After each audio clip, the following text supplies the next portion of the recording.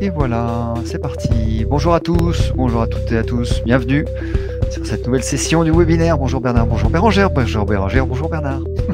Bonjour Fred, bonjour Bernard. Bonsoir, bonsoir à toutes et à tous. Merci encore d'être là ce soir pour le nouveau webinaire de Wikidé. Ce soir, on change complètement de sujet et on passe au nœud de portage pour la plagiocéphalie. Donc pour ça, on accueille Bérangère Bonvalet, qui est kiné, ostéopathe, spécialisée en maxillofacial et crânien, et elle possède un cabinet qui est orienté en pédiatrie. Bien sûr, elle est aussi enseignante à l'IFMK de la Pitié-Salpêtrière, et enfin, elle est formatrice pour l'organisme Edelweiss sur le thème de la petite enfance.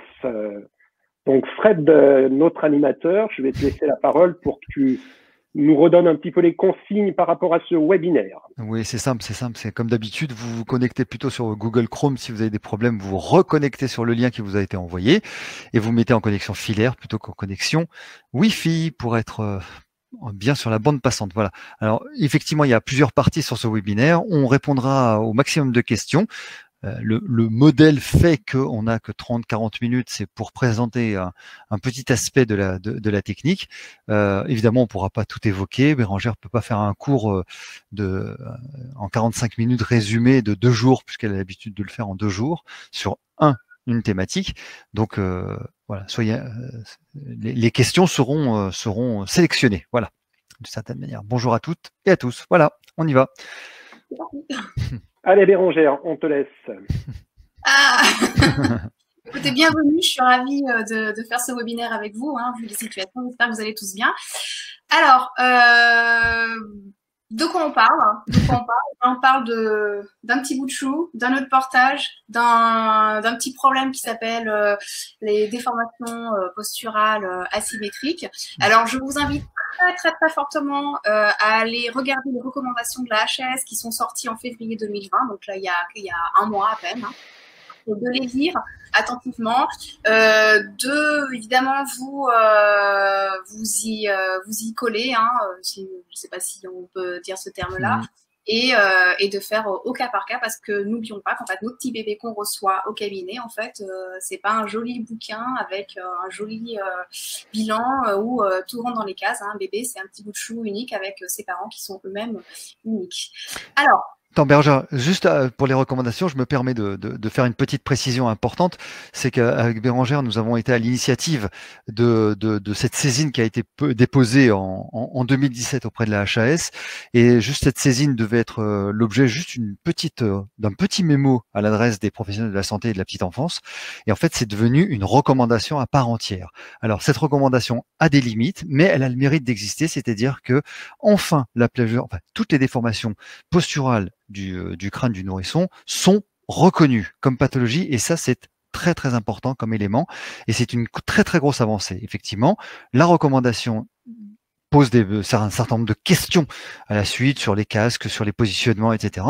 Mais au moins, nous avons une recommandation qui permet de reconnaître et que les pédiatres aient l'obligation, c'est ça la grande nouveauté, aient l'obligation de prendre en charge les bébés et non pas de balayer ça d'un revers de la main en disant ça va passer quand ils seront assis ou quand ils auront des cheveux. Donc voilà, on remercie Edelweiss d'avoir pu être à l'initiative de cette recommandation. Donc voilà, c'est très important de savoir cela.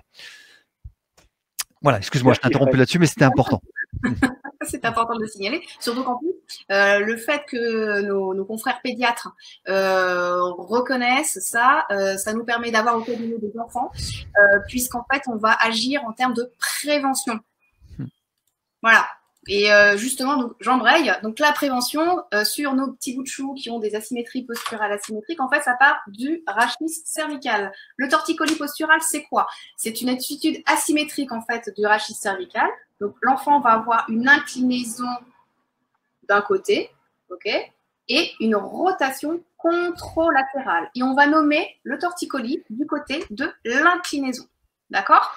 Jusque-là, ça va. Hein. Donc ça, ces enfants-là, si vous voyez, si les pédiatres voient qu'il y a une asymétrie posturale et même un côté préférentiel, c'est-à-dire qu'en fait, l'enfant va passer plus de temps de ce côté-là, sans limitation d'amplitude, en fait, il est important de les avoir au cabinet. Pourquoi? Parce que c'est là qu'on va pouvoir donner nos petites recommandations aux parents, aider les parents, parce que ce qui est très important en termes de soins, c'est évidemment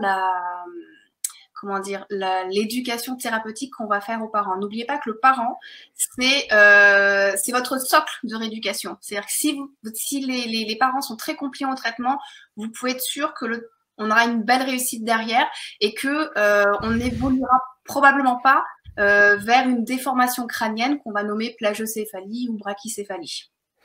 Voilà. La définition? Merci. D'une plagiocéphalie ou d'une brachycéphalie, la différence? Alors, la plagiocéphalie, il en existe de deux types. On a les plagiocéphalies occipitales, en fait, qui sont un aplatissement asymétrique de l'occiput. Par exemple, un petit bébé qui va, je ne sais pas, dormir préférentiellement avec une rotation sur son côté. Du coup, alors, attendez, je suis une meuf, hein, donc j'ai à gauche. Voilà. Donc, on va avoir plutôt un aplatissement qui aura tendance à se focaliser au niveau de l'occiput, de l'hémiocciput, ici à gauche.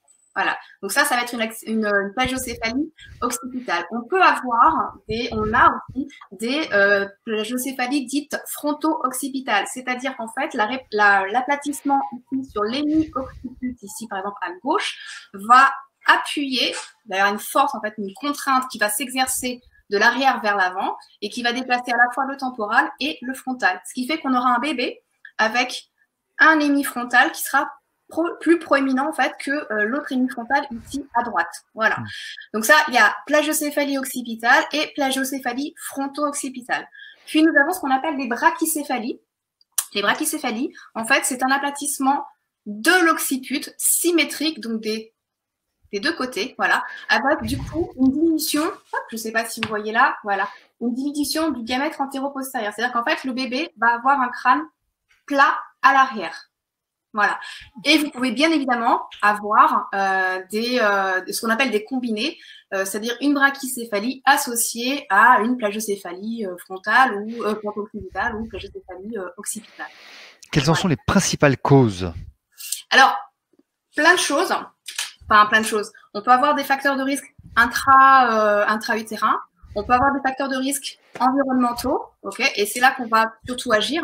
Et puis, des facteurs de risque moteurs. Ce qu'il faut savoir, c'est que, grosso modo, on est sur un enfant qui a une asymétrie posturale, un enfant qui va avoir une plagiocéphalie ou une brachycéphalie, c'est un enfant qui a une pauvreté motrice, en fait, qui a peu d'expérience sensorimotrice.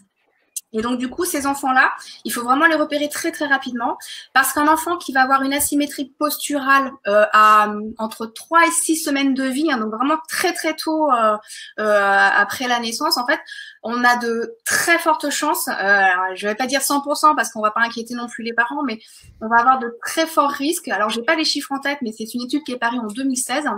Mais en fait, on est quasiment sûr qu'on va évoluer vers une déformation posturale crânienne, donc plagiocéphalie ou brachycéphalie. Donc c'est pour ça qu'il faut vraiment les repérer très très tôt. Voilà.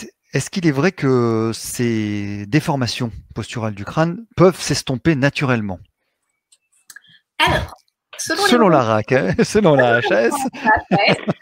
Ça disparaît à l'âge de 2 ans. C'est la réponse officielle. Moi, je pousse. Donc, on ne verra pas. Moi, mon petit-neveu alors, ma soeur n'habitait pas à côté de chez moi, malheureusement, quand le petit bout de chou a eu cette déformation crânienne. Il a maintenant 14 ans et il conserve toujours à 14 ans une asymétrie au niveau de son occiput. Voilà. Donc, voilà. Donc, ça, non. Enfin,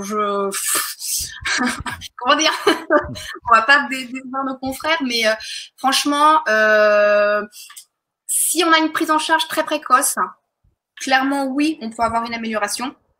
Maintenant, si l'enfant vient tardivement, c'est plus compliqué parce qu'il faut savoir que là où on va agir le plus, c'est le premier semestre de vie. Pourquoi? Parce qu'en fait, c'est là que le crâne est complètement malléable. Hein. Vous avez tous eu, ou vous avez eu des enfants, ou vous avez des petits neveux dans votre entourage, des petites nièces. Mais il y a des sutures, hein, il y a des fontanelles. En fait, c'est du cartilage. Hein, c'est le crâne d'un bébé, c'est vraiment du chamallow. Donc, on peut vraiment travailler très précocement dessus s'il y a une déformation. En revanche, passer un certain cap, un certain laps de temps, ça sera beaucoup plus compliqué. Voilà. Donc, la recommandation HS disent oui après 2 ans. Moi, j'ai tendance à dire pas forcément. Oui. Donc, il y a 2 attitudes, si je comprends bien. Il y a une attitude, on verra le pronostic après, Céline, avec plaisir. Il y a 2 attitudes. Donc, il y a la prise en charge quand on décèle, soit par le pédiatre, soit par les parents, soit par le praticien, une déformation, mais il y a aussi l'attitude de la prévention, c'est-à-dire que le bébé va bien. Et quand on fait une consultation, soit d'ostéopathie ou soit de kinésithérapie, on peut donner les conseils de prévention. Quels sont-ils? Alors attention, je voudrais juste revenir sur un truc, c'est en fait simplement si le parent remarque qu'il y a une attitude préférentielle, ça ne veut pas dire qu'en fait l'enfant est limité sur sa rotation à droite par exemple, hein. Mais s'il y a une attitude préférentielle, il faut consulter un médecin, il faut consulter un kinésithérapeute et nos confrères ostéopathes aussi qui peuvent être d'une grande utilité. Ok. Non mais tu peux dire que tu es kiné et ostéopathe, donc c'est pas gênant de dire qu'on consulte et les kinés et les ostéopathes, nos confrères, voilà. Très complémentaire en fait. Alors, voilà. Avant de passer sur le vrai sujet de ce soir, c'est quand même important de donner quelques éléments de prévention. Comment on peut le traitement, on a bien compris qu'il fallait aller voir le kiné, l'ostéopathe et le pédiatre, kiné et ostéopathe dans l'ordre, ou mélanger en tout cas le pédiatre à la base, hein. Mais en prévention, quels sont les 2-3 conseils que tu donnes habituellement aux parents pour prévenir? Alors là, il n'y a pas d'observation d'une prédisposition ou d'une limitation, mais juste quels sont les... Quel que soit l'enfant, c'est la motricité, quel que soit l'enfant, okay, même sans facteur de risque intra-utérin, etc., c'est la motricité libérée. Il faut que l'enfant puisse se mouvoir, il faut que l'enfant puisse être porté, il faut absolument solliciter tous ses sens. À la fois, alors visuel, auditif, tactile, tout ce que vous voulez, mais aussi que l'enfant soit porté. C'est primordial. Voilà. L'enfant, quand il naît, premier trimestre de vie, en fait, ça serait un 4e trimestre intra-utérin. Donc, cet enfant-là doit être porté le plus possible avec papa, avec maman. Alors, portage à bras, portage en écharpe, tout autre mode de kangourou, alors les maïtaï, enfin, tout ce que vous voulez, et surtout pas, dans les maxicosies, dans les transats. Maxicosy, c'est réservé pour le transport en voiture 2 heures maximum. Et puis les transats, en fait, c'est vraiment pour aller parce que j'ai envie de faire pipi et que j'ai pas envie de laisser mon bébé. Je le pose dans le transat et c'est tout et je le reprends tout de suite après. Vraiment libérer la motricité, éviter tout ce qui va être, ce qui va entraver la motricité de ce bébé, même s'il est tout petit. Qu'il n'a pas la capacité musculaire pour faire des choses, ce qu'il est capable de faire, ce qu'il a déjà pu ressentir parce que vous l'avez porté, en fait, il va pouvoir le reproduire et il ne faut surtout pas entraver sa mobilité. Donc voilà, donc c'est motricité libérée, voilà. Parce que tu penses qu'il y a une corrélation entre la motricité et l'apparition d'une plagiocéphalie? Alors, l'apparition d'une plagiocéphalie, en fait, elle est liée à quoi? Alors, outre la malléabilité du crâne, pardon, si le crâne est longtemps posé, alors c'est l'exemple de l'abricot que vous avez acheté, il est tout pulpeux, etc. Vous le posez sur votre table, sur votre bol. Si vous le laissez tel quel, 2 jours après, il va s'affaisser et il y aura bien la marque l'aplat. Et en fait, la plagiocéphalie, c'est un peu la même chose. C'est-à-dire que quelque chose qui n'est pas stimulé, en fait, va prendre avec la pesanteur, avec la surface plate, en fait, va prendre cette forme-là. Donc oui, pour moi, la plagiocéphalie, il y a une corrélation avec l'absence de mobilité et de motricité. Il y a Anne qui te pose la question, as-tu des messages chocs pour les parents qui ne comprennent pas l'importance de la motricité libre? L'abricot, c'est bien. L'abricot, c'est très clair. Par exemple, de l'abricot, parce qu'au moins, ils s'en rendent compte. Des messages chocs. chocs. Des massages chocs, je vais pas leur dire qu'ils vont être débiles dans les mains. Non, je vais pas dire ça. Non, par contre, ce qui est vrai, c'est que on a, alors ça, j'en parle très, très librement parce que je suis spécialisée là-dedans, mais c'est l'influence au niveau maxillofacial, c'est l'influence au niveau lingual, le placement de la langue, c'est l'influence au niveau après même bucco-dentaire. Donc ça, c'est tout ce qui va être problème au niveau de l'oralité, au niveau de la déglutition, au niveau même comment dire de tout ce qui est orthophonie. Donc en fait pour les petits qui vont après aller à l'école, qui vont zozoter, tout ce qui va être aussi traitement orthodontique. Donc ça a une vraie influence. Hein. Alors il y a une très très bonne question. Pardonne-moi, je t'ai un petit peu coupé dans ton élan, mais il y a une très bonne question d'Aurore parce que ça fait partie je pense, d'un élément clé que tu expliques. Y a-t-il un lien entre RGO, plagio, brachy et l'enfant est en hyperextension la plupart du temps à cause des douleurs. Alors, je pense qu'il y a un élément très important, c'est l'hyperextension et pas forcément le lien avec le RGO. Mais vas-y, je pense que l'extension c'est quelque chose de fondamental. Alors extension, alors là du coup c'est l'ostéo qui va parler. C'est le trou déchiré postérieur. C'est le nerf vague. C'est le nerf vague. Alors pour ceux qui connaissent pas, c'est tout ce qui contrôle le côté viscéral. Et effectivement, si le trou déchiré postérieur, donc là où sort les deux nerfs vagues, il y en a deux, à droite et à gauche. Puis après une petite rotation qui se fait. Bon, je vais pas rentrer dans les détails. Mais effectivement, si en extension on irrite ce nerf vague, effectivement, il y a des répercussions au niveau gastrique. Alors, je ne dis pas que parce qu'un RGO, il y a un problème au niveau du nerf vague, donc ça va déclencher une plagiocéphalie. Je ne dis pas ça, mais néanmoins, il faut quand même aller regarder s'il n'y a pas cette irritation qui peut créer une inflammation.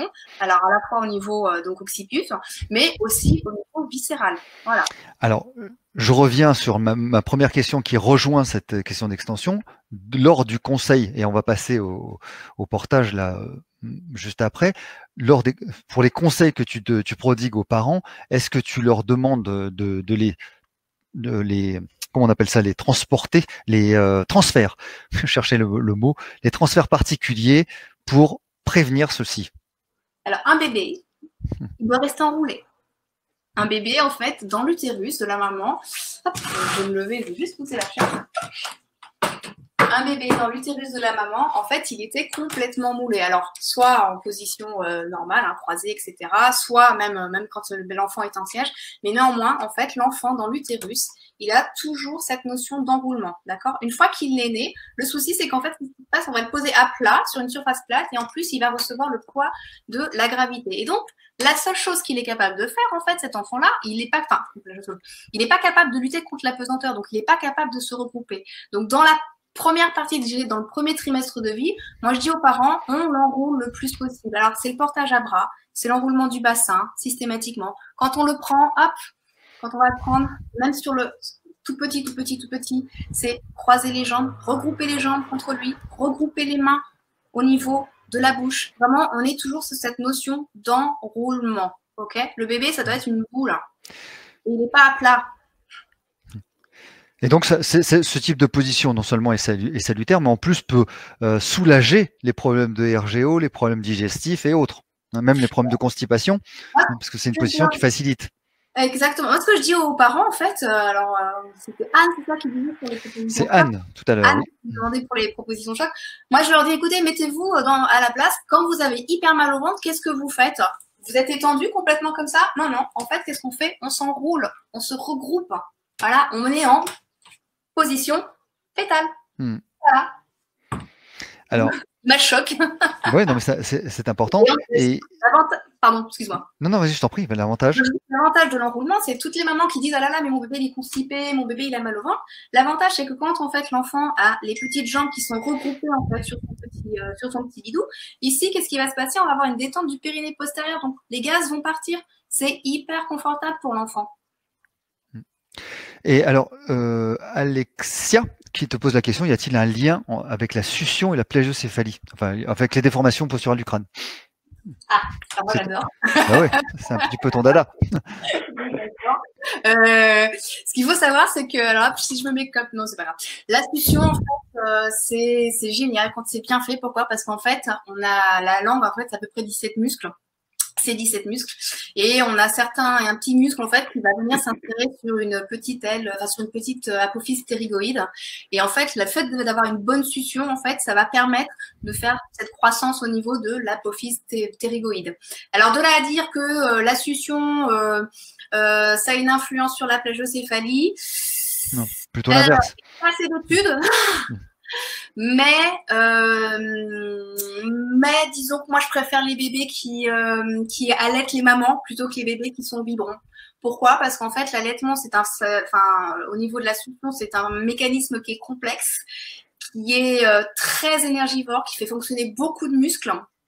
L'allaitement au sein, c'est quelque chose qui est musculairement parlant très fort, versus le biberon où là on est sur un mode gavage doigt, quoi. Voilà. Donc c'est vrai que sur un bébé qui va être allaité, c'est plus sympa. Alors attention, l'allaitement, on est bien d'accord, c'est à droite et à gauche, sauf pour les jeunes mamans qui ont eu des problèmes, cancer du sein, etc. C'est un sans jugement de valeur sur le biberon ou sur l'allaitement. Hein. Il faut respecter les choix de chacune, évidemment. Ah, complètement. Ah non, mais après, c'est des choix qui sont personnels. Bien sûr. Pas dans le débat, mais il est vrai que le bébé qui allaite a alors après, il y a les problèmes de frein, il y a tout un tas de soucis. Hein. Mais il est vrai que le placement mandibulaire se fait de bien meilleure façon que le bébé qui est au biberon. Voilà. Et de ton expérience, et après on va vraiment passer au nœud de portage, est-ce que c'est Diane qui te pose la question, est-ce que la plagiocéphalie pourrait être à l'origine de certaines scolioses dites idiopathiques? Couper les coups, je dirais oui. La NSA ne nous écoute pas, donc c'est notre expérience qui parle, c'est ton expérience qui parle. Donc, en fait, hein, on a beau lire tous les livres qu'on veut, alors malheureusement, on ne bénéficie pas d'assez d'études qui sont faites. Néanmoins, moi, ça fait 20 ans que j'exerce. Il est vrai que sur les jeunes que j'ai qui ont des problèmes de scoliose, on retrouve toujours un antécédent, alors soit de appareil dentaire posé trop tôt, soit de problèmes d'accouchement avec des enfants qui ont eu des problèmes je sais pas, type ventouse, forceps, etc. Et derrière, des petits soucis d'asymétrie au niveau cervical, quoi. Voilà. Donc ça pour le coup, c'est vraiment l'expérience qui parle. Et encore un coup, j'ai pas de référence bibliographique très. En tout cas, au niveau de preuve, en fait, c'est pas suffisant. Voilà. Ouais, on appelle ça de l'évidence-based practice et ça sera très bien comme ça. Hein, ça sera très bien. Merci Caroline. Comme ça pour ça, donc en fait ils ont pas retenu, mais moi j'en suis convaincue parce que je l'ai au cabinet en fait. Hein, ça c'est la pratique qui parle. Merci à Caroline qui ajoute des petites précisions qui sont tout à fait pertinentes et intéressantes. Bernard? Et qui vont dans ton sens, Bérangère. Absolument, tant qu'à faire. Et qui vont dans ton sens. Oui. Merci Caroline. Alors, peut-être nous expliquer, tu as parlé de portage, tu as parlé de façon de porter, peut-être l'écharpe est un élément assez important. Est-ce que tu peux nous montrer déjà un nœud de portage traditionnel, c'est-à-dire un enfant qui va bien, qui n'a pas de déformation, qui n'a pas de torticolis? Quels sont les principes de base? Et après, peut-être avoir une spécificité sur un nœud de portage spécifique pour on va dire un torticolis et un risque de plagio, peut-être? Par exemple? Alors, l'écharpe préférée des mamans, pourquoi? Parce que c'est la plus simple, c'est la plus douce en fait. C'est des écharpes en jersey. En fait, pourquoi? Parce qu'elles sont très souples. Elles sont très souples. En plus, on fait le nœud avant de mettre l'enfant, alors que l'autre écharpe qui est en sergé croisé, qui est le tissu qu'on utilise par exemple pour les hamacs, c'est des écharpes qui sont un peu moins prisées par les mamans parce que il faut quand même déjà, le nœud se fait avec le bébé sur soi et donc du coup, quand on est primipare, voilà. Celui que je vais vous montrer. Pareil, en fait, c'est un nœud qui est assez prisé. Pourquoi? Parce qu'en fait, il est très, très enveloppant, il est c'est très cocooning. C'est vraiment les concepts de caregiving, de handling, en fait, que moi j'adore. Et donc, et voilà. Alors, l'écharpe, en fait, vous voyez, hein, elles sont, c'est super long. Les écharpes sont toujours biseautées. Alors là, j'ai pris, ça, c'est une écharpe classique, hein, en jersey, hop, et donc vous voyez, elles sont toujours biseautées, ces écharpes. En fait, c'est ça qui va faire aussi la sécurité du nœud. Alors, je voudrais préciser, parce que moi j'ai des mamans qui arrivent avec des écharpes et qui connaissent, me disent, oh, c'est bon, je sais faire les nœuds et tout, et en fait elles ont regardé des tutos sur YouTube. Alors, enfin, c'est bien, je critique absolument pas. Néanmoins, je pense que nous, en tant que praticiens et professionnels de santé, quand on enseigne, il faut vraiment dire, enfin quand on enseigne, quand on monte les nœuds, il faut vraiment dire aux mamans de faire ça avec des gens qui ont été formés et vraiment formés par des professionnels du portage et pas ma petite caissière qui fait son changement de boulot et qui devient monitrice de portage. Ça peut être super dangereux, hein, c'est comme la sécurité de votre gamin qui est en jeu. Voilà, ça c'était la petite parenthèse, parce que des fois ça m'énerve un petit peu. Voilà. Alors, hop, donc on a une écharpe et il y a toujours des petites étiquettes au milieu de l'écharpe. Et ces écharpes-là, par exemple, hop, là c'est une petite cigogne. Et celle-là, sur ce nœud, je vais vous montrer, hop, je vais le positionner au niveau de ma poitrine. Voilà, et j'ai ici des énormes pans de part et d'autre. Ok? Donc là, qu'est-ce que je vais faire? En fait, là, je vais me tourner. Je vais venir tout simplement croiser dans le dos. Donc, alors, avec le pan qui était à ma gauche, je viens de passer au-dessus de mon épaule droite et je fais la même chose avec le pan ici à droite qui vient au-dessus de mon épaule gauche. Hop là. Ça va? Parfait. Parfait. Ok. Alors, là, je me retrouve avec deux pans. Je me drape telle une vestra. Voilà, hop, là, je suis une romaine. Voilà, hop, j'ai deux pans. Et en fait, ces deux pans-là, en fait, ce que je vais faire, je vais venir les placer à l'intérieur de cette petite poche-là qui était contre ma poitrine. Et là, hop, je mets tout ici. Et donc, je me retrouve avec deux pans devant moi que je vais à nouveau croiser contre moi. D'accord? Hop. C'est croisé là. Donc, c'est croisé dans le dos, c'est croisé devant. OK? Et là, je vais venir faire un double nœud. Alors, soit devant, soit derrière. Hein. Mais ce qui est primordial, et ça, on insiste toutes, nous, formatrices chez Edelweiss, ce qui est primordial, c'est que lorsque je fais mon double nœud, qui est donc mon nœud de sécurité, là, vous voyez mon double nœud, en fait, j'ai les deux petits biseaux que je vous ai montrés tout à l'heure, qui sont situés du même côté du nœud et des deux côtés, ok? Pourquoi? Parce que si j'ai un petit biseau qui se trouve ici et l'autre là, le nœud peut glisser. Et là, c'est la catastrophe. Ok? Et après, on n'a plus qu'à mettre dans la ceinture, dans la poche, enfin, peu importe. Voilà. Donc, je me retrouve ici avec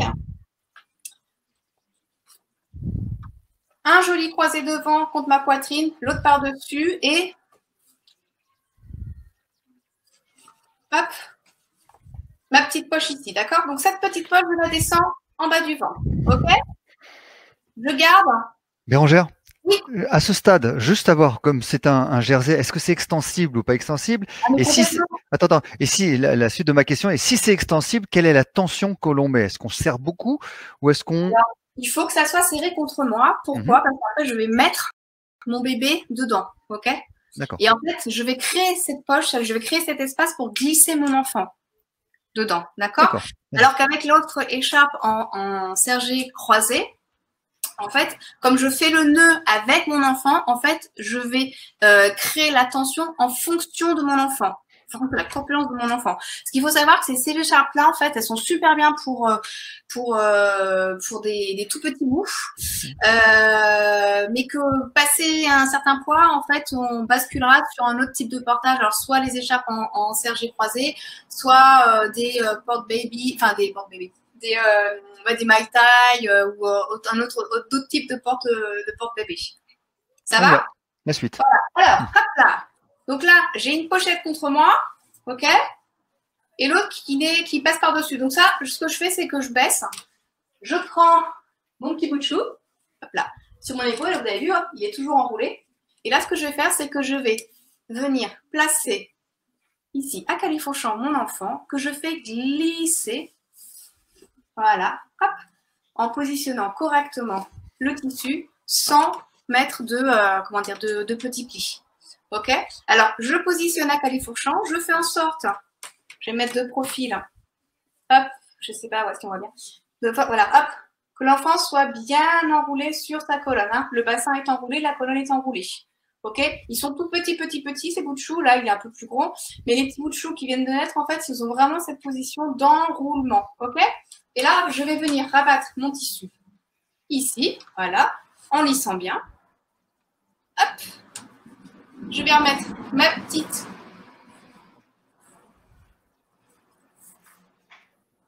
écharpe là. Et pareil, je lisse, j'évite les plis. Ok? Jusque-là, ça va? Parfait. Voilà. Et alors, mon autre poche, en fait, qui est… Où est-ce qu'elle est ma poche? Ah, je l'ai perdue. Au-dessus. Elle est là. Tac. Et alors, c'est tout le principe, en fait, de ce tissu, c'est que, regardez, hop, je vais tirer. Voilà. Et je vais venir passer les jambes de mon bébé à l'intérieur. Alors, en fait, ça, c'est pourquoi les mamans, elles aiment bien. C'est parce qu'en fait, il y a 3 couches, c'est très prisé. Ça, et en fait, elles aiment bien. Pourquoi? Parce qu'elles ont l'impression que ça fait une sécurité. Alors, il est super, ce nœud, l'hiver, parce que là, on va commencer à rentrer dans des périodes où il fait un peu plus chaud. Et là, c'est un petit peu trop. C'est un petit peu too much. Même moi, là, j'ai chaud, là, en faisant la démonstration. Là. Voilà. Alors, après, je viens ajuster, vous avez vu, hein, j'ai lissé ici, là, je redescends. Je ne sais pas si on voit bien.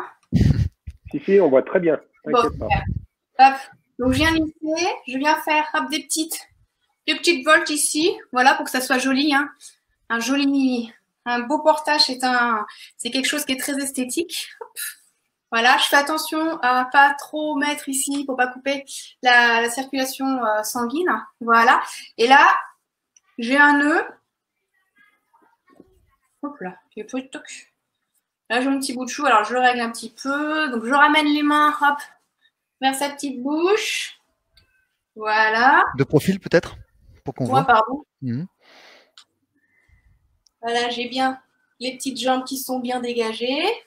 J'ai pas de… Là, mes jambes ne sont pas complètement tendues. On a 90 degrés ici entre le fémur et le tibia. Et surtout pas de tissu qui vient entraver ici au niveau du creux poplité. Et puis, les petits pieds sont bien libres. Et voilà, donc ça donne ça. Voilà. Et j'ai mon bébé qui est à hauteur de bisou. Voilà. Voie aérienne dégagée. Et alors, ce qui est super, c'est qu'en plus, voilà, on peut communiquer avec bébé. Voilà. C'est sympathique. Mais bon, vous voyez, je peux pas trop. Là, si le bébé est positionné comme ça, je peux pas trop jouer sur le positionnement. Petite question de Delphine à cet endroit. Il y a souvent des interrogations sur l'ouverture des hanches dans le montage à califourchon ou les 2 jambes, j'imagine, dans le même pan pour les tout petits. Alors ça, ce sont les portiers-croix. Enfin, c'est quand ils sont en port. Alors, c'est ce qu'on appelle la flexion diagonale soutenue, qui est très très prisée par Audu, qui est une psychomote et qui a écrit un article là-dessus. Mais effectivement, on peut faire ça, mais ça c'est un autre type de montage et c'est surtout ça fait l'objet d'une formation à part entière sur le portage. Je suis désolée. Non, mais tu réponds à la question, c'est parfait. Mais, oui, c'est vrai que nous en formation, alors je crois qu'on en montre. Enfin, Sarah pourra me confirmer, mais on montre entre 9 et 10 nœuds différents en fonction des bébés, en fonction des pathologies, en fonction des mamans. Voilà. Est-ce qu'il y a une grande différence donc avec un portage qui va prévenir ou qui va encadrer un bébé qui a une plagio ou une déformation posturale du crâne? Le plus simple. Je vais vous le montrer. Et le plus simple, en fait, pourquoi? Parce qu'en fait, ce qu'il faut savoir, c'est que souvent, dans le cadre de plagiocéphalie, de brachycéphalie, on a un énorme sentiment de culpabilité de la part des mamans. Et moi, je trouve que plus le nœud est simple, plus les conseils sont simples, mieux c'est. Parce que si en plus on leur donne plein de recommandations, plein de renseignements, c'est too much pour la mère. Déjà, elle est déjà perturbée par le fait que son enfant, en fait, il a un crâne plat, que elle se sent coupable alors qu'elle ne l'est pas, bien évidemment.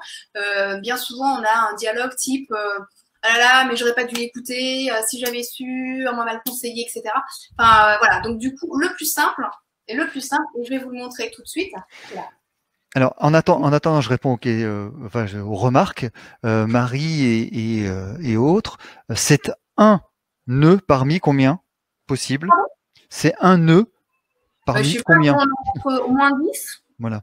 Donc, effectivement. En tout cas, Edelweiss, c'est ça, on en montre 10. Je ne sais pas si Christelle, Kaina et Sarah m'écoutent. Mais en tout cas, nous, voilà, on en montre 10 avec les petites variantes. Et vraiment, ça dépend de. Il n'y a pas un nœud spécifique, précis. Ça dépend de la maman, ça dépend du bébé, ça dépend de comment on se sente, comment on est avec ce nœud-là, ce portage-là. Il ne faut surtout pas mettre la pression. Leur expliquer que c'est mieux que de le mettre en poussette. Maintenant, si on a des mamans qui sont réfractaires, moi, clairement, je préfère qu'elles passent du temps à la maison à jouer à leur gamin à quatre pattes et le gamin sur le sol plutôt qu'elle essaie de s'escrimer à faire son nœud machin parce que la copine, elle a fait le nœud, quoi. Vraiment. D'accord. Donc l'autre nœud. L'autre nœud. Excuse-moi, Bernard, tu voulais dire quoi? Non, je voulais simplement demander si on avait des nœuds. C'est ce que Marie demande, si on avait des nœuds où le tissu ne passait pas entre les jambes. Des nœuds, alors quand ils sont plus petits. Il y a des nœuds de portage. Oui, plus petits, c'est ça. Nœuds de portage où le tissu ne passe pas entre les deux jambes et donc il n'y a pas d'abduction importante de hanche. Quand ils sont tout petits, en fait, on a des nœuds comment dire? On a le nœud kangourou, en fait, et c'est vraiment dans une. Ok. Merci Bérangère. Alors, donc toujours la petite étiquette. Et là, cette fois, encore plus simple, je la mets dans le dos. Voilà. Et là, hop là, je croise devant, je croise derrière. Alors là, le problème, c'est comme vous constatez, en fait, le problème du portage, c'est qu'on se déshabille, donc pas de petite robe. Hein. Et là, vous avez vu, donc j'ai mes deux pans qui sont croisés devant moi.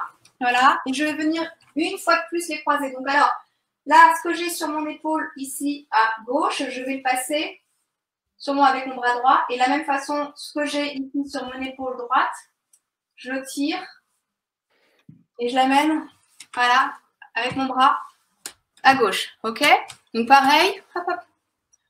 J'ajuste à ma taille. Hop, je fais mon double nœud. Ici, hop, double nœud.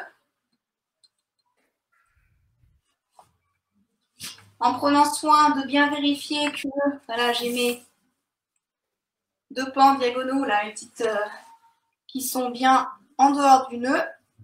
Voilà.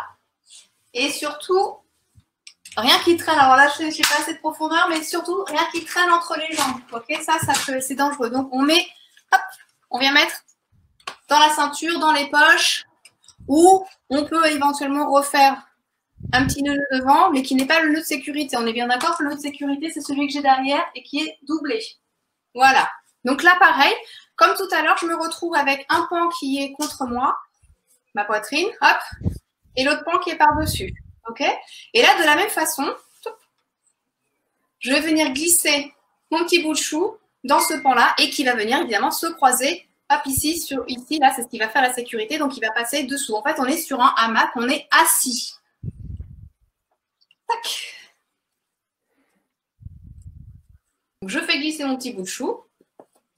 Voilà.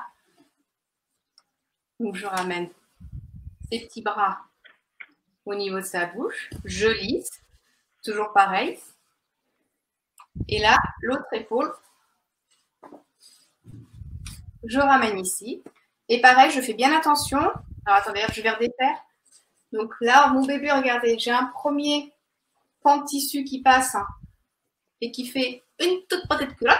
Hop. Et là, mon deuxième pan que je vais ramener sur mon épaule. Et pareil, qui va passer entre les deux jambes de mon bébé. Ok, je vais lisser.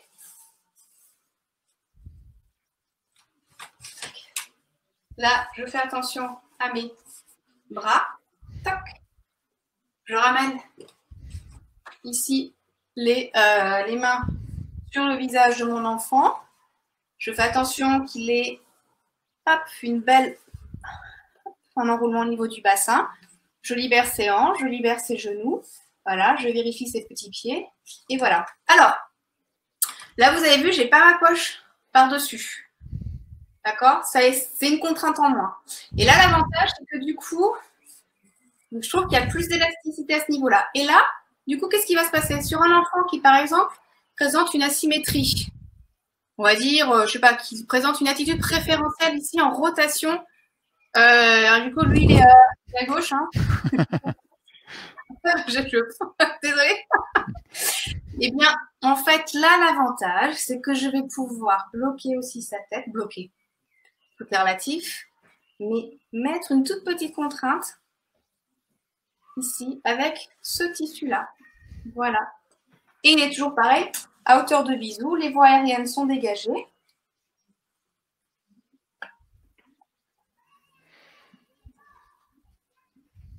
Voilà. Parfait. Alors, nous avons 2-3 petites questions. Le premier nœud que tu as montré, te demande Adeline, est à partir de quel âge? Il n'y a pas d'âge.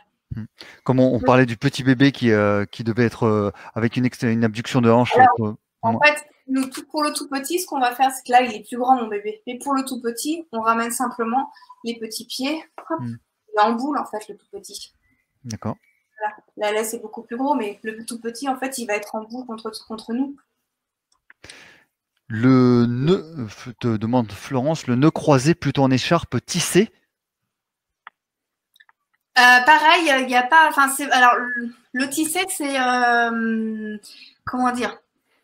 Il n'y a pas d'âge non plus. Ça dépend vraiment de l'enfant. Alors, on va pas rentrer dans les hypertonies, hypotonies, parce que là, on est parti pour encore 2 heures. Mais c'est vrai que le nœud tissé, on va plutôt le recommander à des enfants qui ont qui sont beaucoup, tout à l'heure on parlait d'hyperextension, qui ont besoin d'être encore plus enroulés parce que l'enfant qui est donc hypertonique va avoir tendance à pousser sur ce nœud en jersey, et donc du coup c'est un enfant qui va pleurer parce qu'il ne se sentira pas bien dans ce type d'écharpe là, alors que l'écharpe tissée sera beaucoup plus adaptée pour lui, mais ça fait pareil, ça fait l'objet Bien sûr. Oui. Donc justement, alors, le bébé qui se présente justement, et on va finir avec cette question, le bébé qui se présente avec une vraie hyperextension, avec un schéma en hyperextension, est-ce que c'est facile de les mettre dans ces écharpes de portage, dans ces modes de portage? Alors, certainement pas avec une écharpe en jersey. Ça, c'est clair, c'est non. L'écharpe en serge croisé, oui. Mais au préalable, il y a quand même des choses à faire au quotidien. C'est dans le jeu, dans les moments d'éveil, il y a des choses à faire avec ces enfants-là. Alors, ça peut être, moi j'ai un gros ballon au cabinet.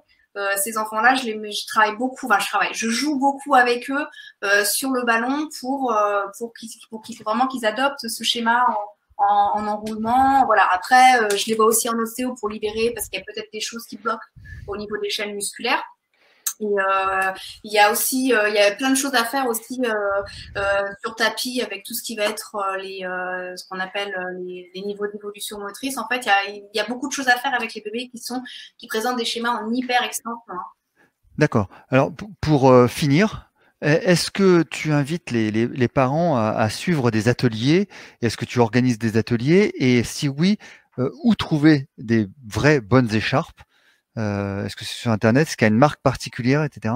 Sans faire on peut faire de la pub, hein, c'est pas grave, c'est de la communication, c'est pas. Oui, je vous conseille Edelweiss, évidemment, où on joue avec nos partenaires. Alors,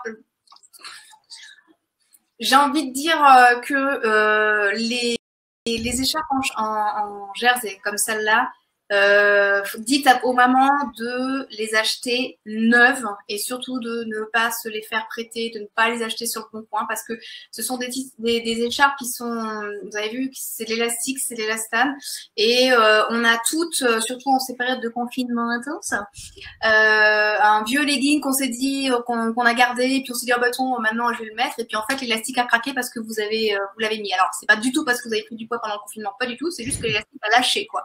Et bien pour l'écharpe en jersey, c'est la même chose. Voilà. Les écharpes en tissé, donc tout ce qui est sergé croisé, oui, vous pouvez l'acheter sur Bon Coin, peu importe. Voilà.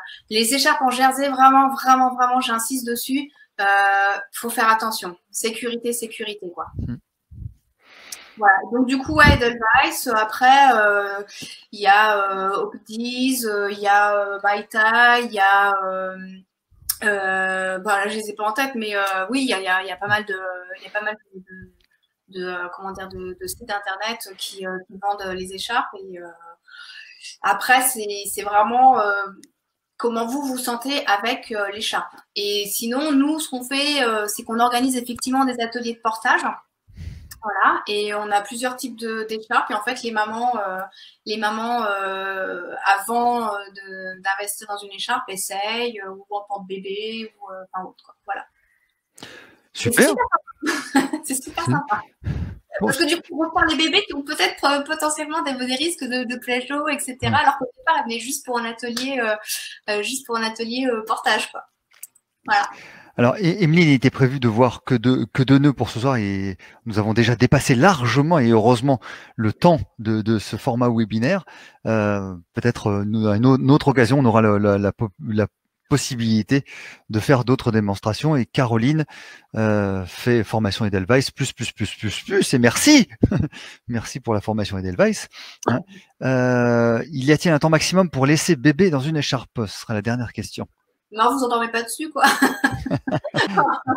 Il y a effectivement, on essaie de pas trop rester avec le bébé. Déjà pour le confort du dos de la maman, je vous rappelle que quand même, une maman qui vient d'accoucher, elle n'a pas forcément des abdominaux bien toniques, hein, mais allez, j'ai envie de vous dire que 2 ans, c'est déjà beaucoup. C'est déjà beaucoup. Et sachant qu'en plus, les petits bouts de chou, ils vont avoir besoin de manger, enfin de téter à un moment ou à un autre, il va falloir changer la couche, voilà. Donc après, il y a beaucoup de bon sens.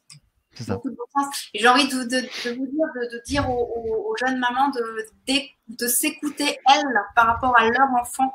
Ça, c'est vraiment hyper important en fait. Vraiment. Alors, Bérangère, s'il te plaît, j'aimerais bien une précision parce que tu dis aux jeunes mamans, parce que les papas portent aussi.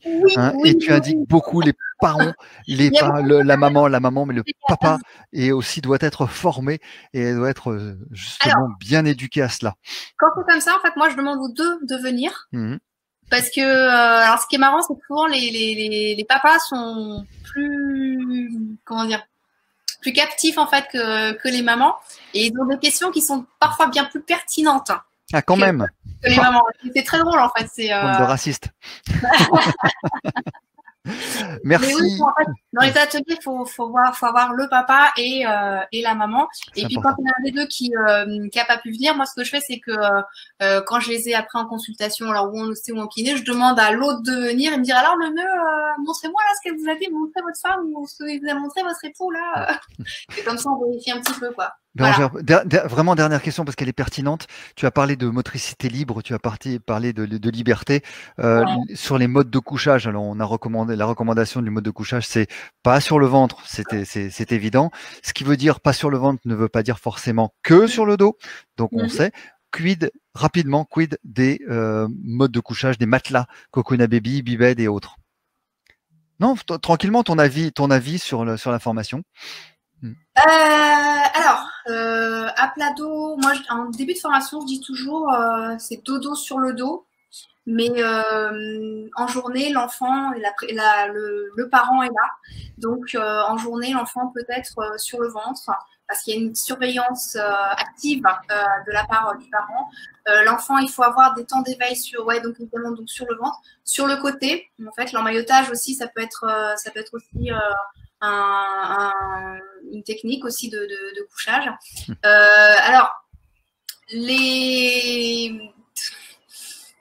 c'est toujours pareil, c'est vraiment du cas par cas en fonction de l'enfant, en fonction du parent.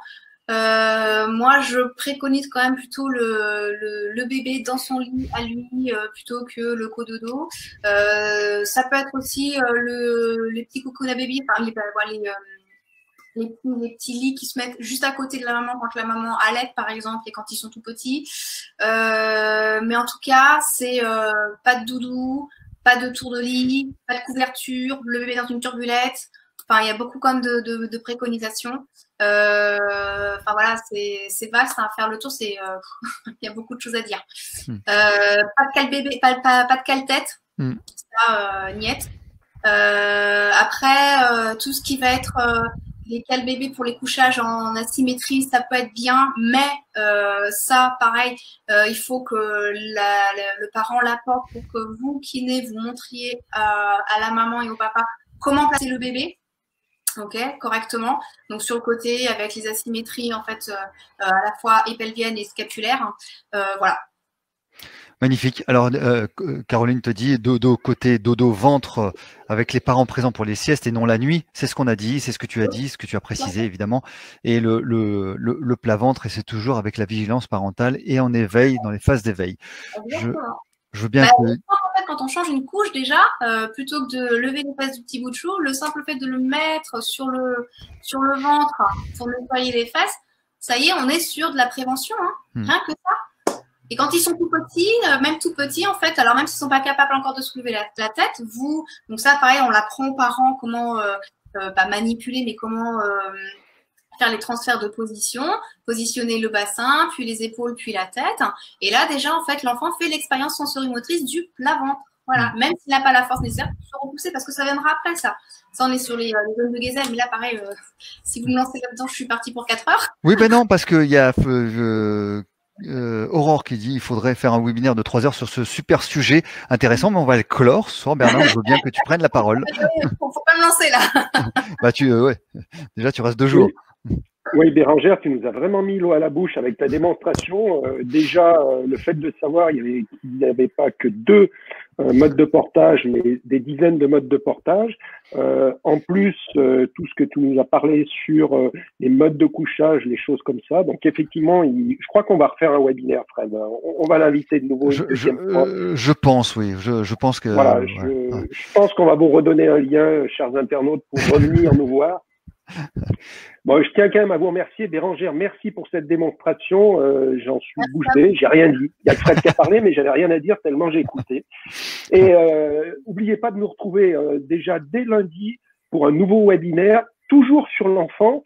Et là, on traitera des troubles de l'oralité chez le bébé. Et c'est avec Gaël. Qui vient avec Gaël.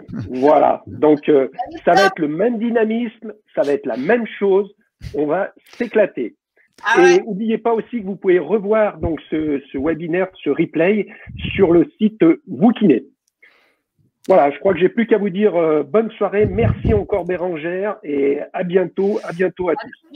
Oui, on fera certainement des webinaires sur la motricité libre, etc. Mais ça fait l'objet de beaucoup de formations et rendez-vous sur le site d'Edelweiss si vous voulez avoir plus d'informations. Et ça sera avec grand plaisir que le site vous donnera tout cela. Merci énormément, très intéressant et super format. Merci, très intéressant. Merci, quelle belle initiative en ces temps de confinement. Merci beaucoup pour toutes ces informations précieuses. Voilà, les mots ont été dits. Merci Caroline pour tes interventions qui ont été importantes. Caroline Roland-Lemercier, je précise le nom entier. Et Gaëlle qui a été présente, c'est très gentil de ta part. À très vite. Merci Bernard, merci Bérangère. Merci, bonne soirée. Et on coupe. À bientôt.